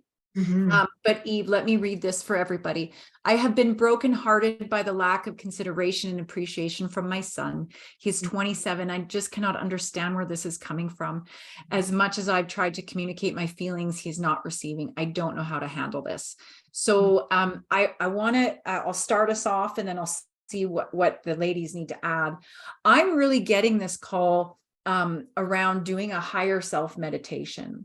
And what that looks like is it looks like you doing a light meditation, calling in your higher self, and then calling in your son's higher self. So what you're doing is you're going in the back door because, he's not listening or he's not hearing you and he's not getting whatever he needs to hear. And so we go into that higher consciousness space. And in that space, you have that whole conversation. And you allow him to also express from his higher self in that conversation, because he might indicate a few things. He might say something like, I'm just really struggling right now. Maybe he's struggling to love himself right now. That's usually a big indicator that they're struggling in some way. If they can't appreciate what others are giving them, we block ourselves from receiving that love when we cannot love ourselves. And so it's an opportunity for you to hold deeper compassion, for you to send him love in a higher vibrational way. And then that trickles down. I mean, I've used it in people who are about to, go through a divorce. I had a girl and she called me the next day. She goes, oh my God, my husband came to me this morning and he said, I've been thinking, I really want to make some changes, and it changed everything for them. So I'm not saying it always works like that, but it's a very powerful tool to do everything that you know how to do with love and with grace in that higher vibrational space. So that's one thing I would suggest you do. And I do have an audio that can guide you through that if you like as well. I can share that with you after this, but that's something I would consider trying in that space. And then the other thing I tell people, keep sending love ahead, even though I actually this came up the other day, and your love that you give him is not diminished by his inability to receive it. The love you give him and is not diminished by his inability to receive it. And so keep pouring your love on him, even though you might feel rejected and hurt by that right now. So I'll let the other lady. By standing in your truth, in your truth, then he will just, it's like something melts away, and that love will be reciprocated. Sometimes my words come in a different language. Sorry, not. But that's so. To say that's what I'm hearing is if we remove that expectation, there's no expectation when we give love unconditionally. It's like love is more powerful than that negative barrier that they have. And I could go into my own personal experiences. I have 3 sons, 1 daughter.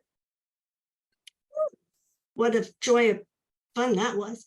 But as I step into who I am, live my life with my soul's purpose, and then I'm loving me more, then that allows them to release their barriers as well, and they are then able to receive better, and I'm able to give more. Does that make sense? I hope. It does, and I thank you both very much. For me, I think the sticky part is doing this without feeling depleted. I've been practicing this love, but it's just getting to the point lately. It's been especially kind of shocking, and I just don't know what the message is. I like the idea of calling in his higher soul and having a conversation between my higher soul and his, that's resonating for me. I think, yeah. Yes, and what comes through for me, Eve, is that it's not personal. What is going right now, it's not personal to you, and it's actually for you to be able to look at him that he's on his own journey, and coming to the acceptance that where he's at on his journey right now, it doesn't involve maybe sharing the love with you physically, but it's not that he doesn't care or love you, but he's in his own process right now, in his own journey of figuring his life, himself out, and it feels like he just needs some space. But it's not that he doesn't love you or he doesn't care about you. He just doesn't really communicate it. He doesn't really know how to go about it in a way that feels true and aligned right now with what he's going through in his life. So it's not that he doesn't love you, and it's not personal to you. It's more about his own journey. Yes, I understand that. That makes sense. Beautiful, beautiful addition. That's exactly what I got too. Is that it's really not about you. I'm really receiving a lot of anger. I'm not sure why, but that's what I kept feeling. And it's not that it's about you. But then the pressure, or not the pressure, but if you could just let go of the expectation of anything coming from him, he might be able to soften more. Because it's putting his guard and his wall up even more. Because it's like, I just don't have it. It's not that he doesn't want to, he just doesn't have it. And so then his guard is coming up more. And so if he could soften more if there was not that expectation of him having to do anything, but process through what he's processing through right now. And if you could just step back, like Andreea said, and realize it's not about you. Yes. If I may say, can you guys hear me? Okay, I just wanted to comment quickly that from in my Ayurvedic healing space, if I see that there is nothing apparent in the physical body, or nothing apparent in the mind, like, some sort of a vitiation, something that is not right very apparently with the person, right? Then it is often actually in there what we call karma body. So it's actually to do with causal ether energetics, previous life, something that's been going on there that he definitely is bringing in. And as everyone says, and I agree with all of you about this, is it's his journey. But now, of course, part of the journey is that he's got to, I guess, unravel and figure it out for himself as to what's going on. And so the question is how you can support him with this process, But I agree with all of the ladies that this is, I'm sure, even though we don't know your son, or I don't know your son, that it is not a personal matter, but something he's bringing in that he's struggling with. And that is a very causal, ethereal energetics. So it's more difficult to access, if you will. So you need to support his frequency of the body and the mind. So feed him with things that are harmonious, whether that is the good food, whether it's hydration at a cellular level, whether it is listening to nice music versus, I'm just going to say something, I don't know, like, grinding heavy metal. Like, do you know what I mean? Like harmonious impressions coming in will actually help him to raise in frequency of the physical body and the mind, which then will help him to actually access more of his crown chakra, if that all makes sense. Eve, can I share something? Yes. Have you read the Conversations with God children's book, The Little Soul and the Sun? So lovely. You can find it online. The premise is that there's all these souls and they're with God and they're looking down at the earth. And they're understanding that they are pure unconditional love, but not knowing what that is because there's nothing else. And so there's this feeling of like, I am this thing, but I don't know it because I am always in it and it's all around me. It's like a fish in the water. What's wet? Because they're always wet. And God said, you know, I have a plan for you. And so this other little soul comes next to him and they're looking down at earth. And the little soul says, you know, I really want you to experience unconditional love. And so I'm going to come down with you and I'm going to do something that's so bad that you're going to have to really work hard to forgive me. And in order to experience unconditional love, you have to experience the opposite of that. And you have to have an opportunity to really feel like it's so hard to be loving in this moment. And what could be more hard with, you know, someone that you've given birth to and fed and that's not appreciating you. And what comes through for me is that it's an opportunity, and it obviously it has nothing to do with you. He's probably going through a hard time, but it's an opportunity for you to fully embody that unconditional love and that lack of expectation, and just say, okay, I'm not going to. And it's such a gift because most people wouldn't do that to you. Most people are too polite.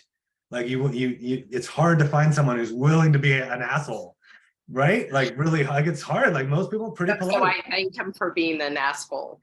Okay. So that's what comes through for me is that it's an opportunity for you to practice unconditional love and to really become not dependent on circumstances to dictate your feelings and to just become powerful at being happy no matter what. Thank you, everyone. Lots of wisdom. Yeah. So much easier said than done, but you know, I feel this is maybe for the group, but also for you as well, Eve. You know, there's also boundaries here. We also have to be mindful of boundaries. And kids, I don't like this reference, but it makes sense.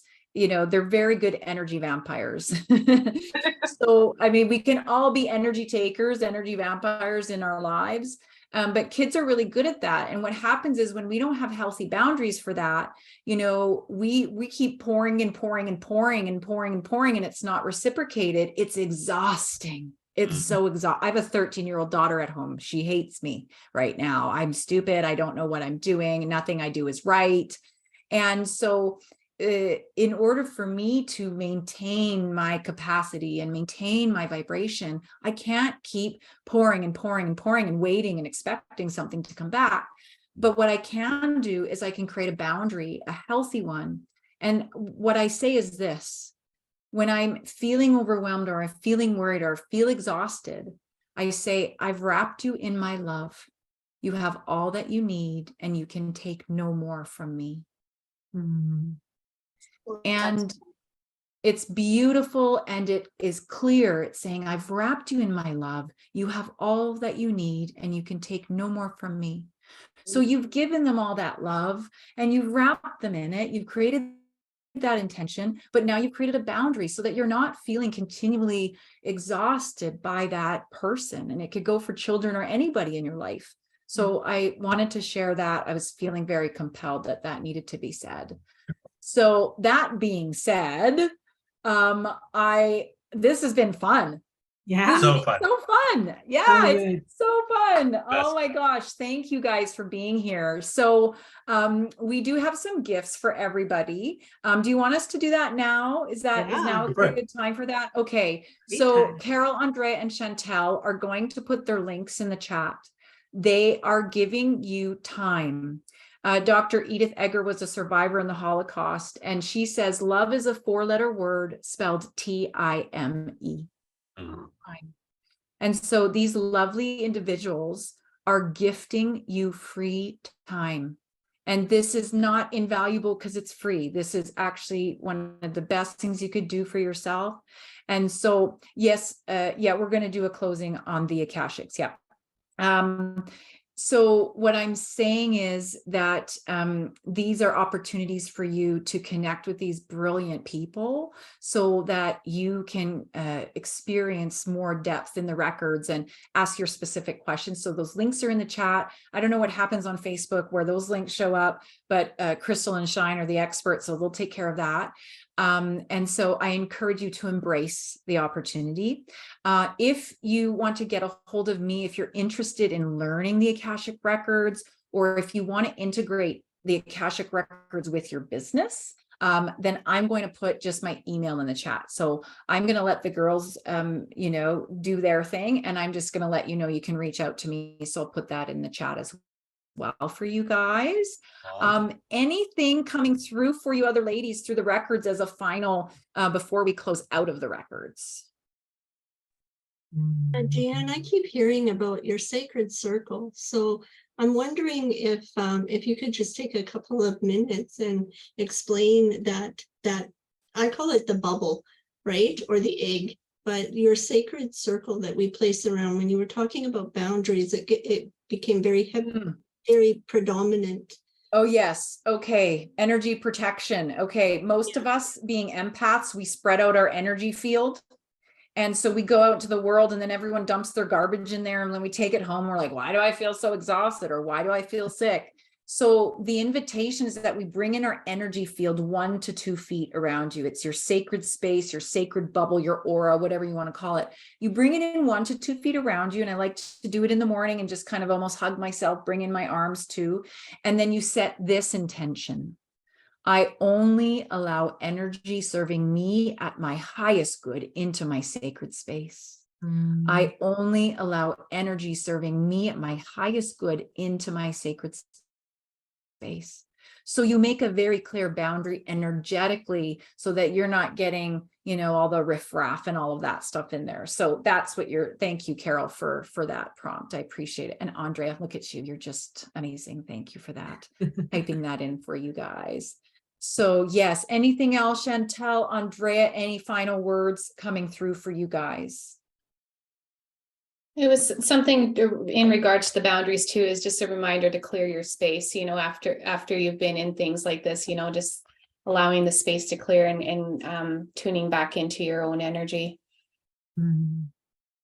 Yes, and celebration comes through for me. Don't forget to celebrate yourself. Celebrate for coming today, celebrate for being here, celebrating for saying yes to yourself, because you are doing this to elevate your energetic field, to elevate your being, not to become worthy or better, but to elevate, to add on top of what you already are. So don't forget to celebrate yourself. This is what comes through for me. Oh, love it. Love it. Love it. Okay. We're going to officially close the records. Okay. So just a couple of lines and here we go. Thank you for allowing us to experience your pure love through the Akash. The records are now closed. Amen. Amen. Amen.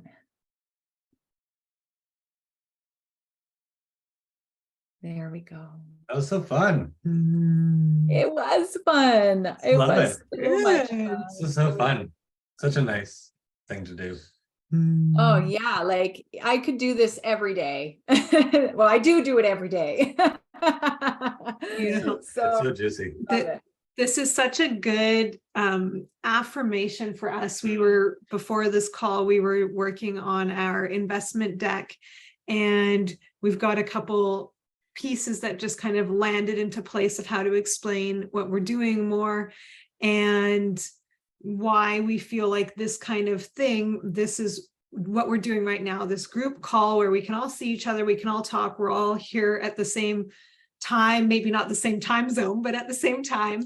And that this experience is so much more powerful than reading someone's website and going through anything that's been put out there. Like I have a million times deeper understanding. And I've known DeeAnne a while, and we've had conversations about this, and I've known other people in the Akashic Records, and I've had conversations, and I've never felt so certain about what it is, and seen how much value there is in it, and how many points we can often be like, oh, that's good for this. That's good for this. And I'm like, oh, it's good for this. Like, I feel like my spectrum is so much bigger with this. And this is exactly what we want to do with Unite and with the platform, with the love stream, is teaching practitioners, teaching people who have offerings how to present it like this to the community, for people to actually get to experience, get to understand it, get to ask the questions. And that this is the single most powerful marketing tool we have, which is if we were in face-to-face, obviously would be amazing too, but actually this way allows us to connect in Thailand and across Canada, and still actually get to really support and elevate each other and teach. I know there's people on here that now have a very much deeper understanding of what this modality is. And what are we getting? Like 1,000 views on Spotify a day from the Unite show. So this show is going to go on Spotify. We're getting 1,000 views a day. Probably not everyone's listening all the way through, but that is many, many, many, many people that will now know on a whole nother level what the Akashic Records is. So I feel like you guys have you've been our affirmation and our way of the universe shining back at us. I loved what you said, DeeAnne, that, what did you say, when we're doing God's work and there's no need to question or am I good enough? We're showing up, and that's what Unite is for us. And these calls we've done that, and sometimes we're stressed and we're busy and we have other stuff going on. And we're like, why are we should be promoting our event. We should be doing this. We should be doing this. And we always make time for the Unite show, because it feels like this is God's work. This is soul source, whatever you want to call it, where we are doing this piece of bringing the awareness to more people about all the options that we have. Well, some of the options, but many of the options that people have forgotten. People call it new age, but it's not.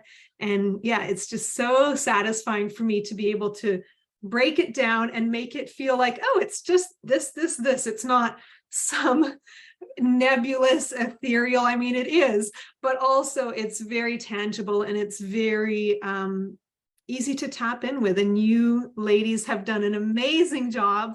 Thank you so much for explaining it. I love, we've done a few panels before, and sometimes it can be hectic because it feels like not everyone has enough time, and they're kind of contradicting each other. And I feel like, DeeAnne, you did such a beautiful job of gathering these women and creating such a cohesive group where it didn't feel like there was no contradiction. In fact, it was like many multifaceted. And that's what I feel like I got, was a multifaceted perspective instead of just one point of view, which really, for my mind, where sometimes I can be like, oh, well, that doesn't quite resonate with me, so this whole thing I throw out the window. I feel like it's so much easier when there's these harmonious perspectives. So you did a beautiful job, all of you. And I know some of you are newer to this work, and some of you have been doing it longer. And yeah, all of you, it was a pleasure and a joy. And I feel like I'm going to hold this show up as an example of, what I want to call in for all future shows, because yeah, you guys aced it. Yeah, really did. Beautiful. Really did. That fills my heart with such joy. And I just have to say, I love these humans that I have the privilege of walking the path beside. Shine and Kristall, you guys have done such an incredible job building this platform for us. Carol, Andreea, Chantel, I mean, words aren't enough. Thank you for showing up today. And thank you for allowing your hearts to shine. I am beyond proud, and I have loved every minute being in your lives. So thank you for allowing me to be part of that. So I feel the celebration, the gratitude, as Andreea recommended, feeling that celebration, celebrating with all of you who came here today to be with us.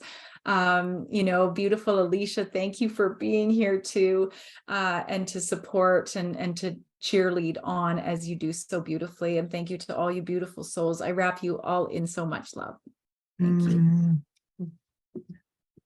Can I share something quick before we finish? Sure. So I'm learning to be more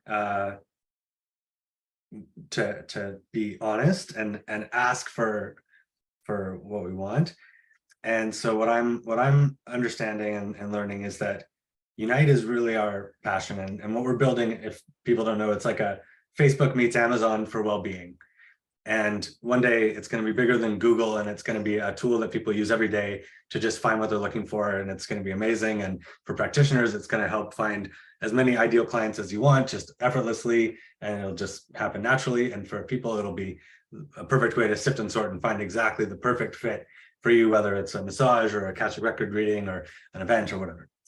And this is like a being that's like a baby that can't really take care of itself yet. And it requires a lot of energy to kind of get it off the ground. And we've been really working hard to like make enough money every month using like events and other things. And it's really become, the universe is being very clear. It's like, no.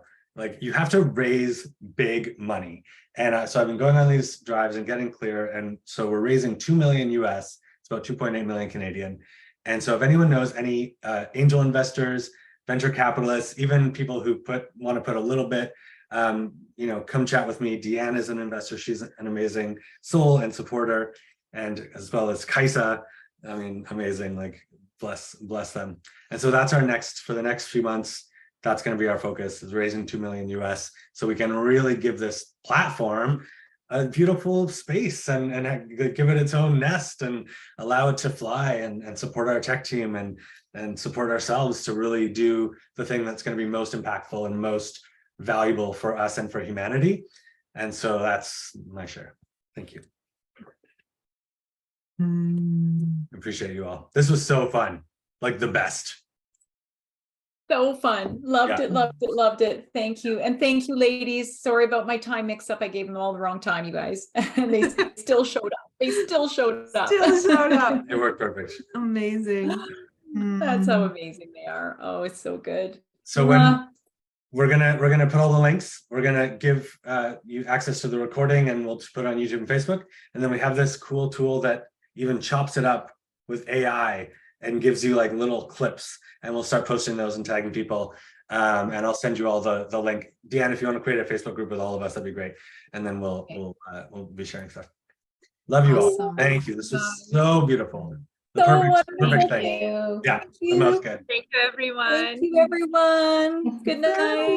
Good day. Good morning. Ciao. Thank you. Thank you. Andreea, get that cat. Come here, Snookums. Nice, are you in Thailand? Yes, I am. Oh my God. Yes, I'm in Koh Phangan and I'm leaving on Monday. Oh my God, I've heard it's so good there. That's an island. It is. Yeah. Yes, it's an island, and I'm going on Monday to Bali. You're going to Bali? Oh, Amazing. you're doing it. You're doing all the things. You're like, Yes, I'm doing it. walking, doing the thing. Our friend Andrew Resmer just came back from Koh Phangan. Koh Phangan? How do you say it? Yes, Koh Phangan. Koh Phangan, and he's buying a house there. He loved it so much that he's like, okay, we're staying here for like half a year. Yeah, it's beautiful. It's a very spiritual place with a lot of workshops, everything you want. Like whatever you want, you're gonna find. I've heard it's like $5 for a massage and just very affordable, like to the absurd degree. Yeah. That's great. Yeah. For Western people, I guess. Yeah. Well, next time you're traveling to this side of the world, come visit us in Vancouver. Yeah, please. Okay, sounds good. We'll do. And thank you so much for putting this together, and I would love to support you as well. So we'll find a way to do that. Of course, yeah. Feel free to share all your stuff on Unite. You can sell sessions or just post content, and all of our groups on Facebook. We'll share more if you want. Yeah. Mwah, mwah, mwah, mwah. Ciao. Have fun. Ciao. Good night. What nationality are you? Romanian. Oh, nice. Beautiful. Yes. Love. Good night. Bye. Good day. Good morning. Good night. Good morning.